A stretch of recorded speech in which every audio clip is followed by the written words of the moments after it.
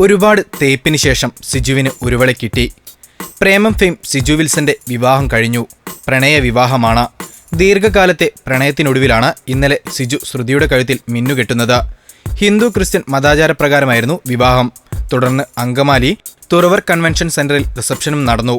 വിനീത് ശ്രീനിവാസന്റെ Malarvadi arts ക്ലബ്ബിലൂടെയാണ് സിജുവിന്റെ cinema ലോകത്തേക്കുള്ള പ്രവേശനം. പിന്നീട് നേരം, പ്രേമം എന്നീ ചിത്രങ്ങളിലൂടെയും മലയാള പ്രേക്ഷകരുടെ ജനപ്രീതി ആർജിച്ചു. പിന്നീട് ഹാപ്പി വെഡിങ് എന്ന ചിത്രത്തിൽ നായകനായും എത്തി.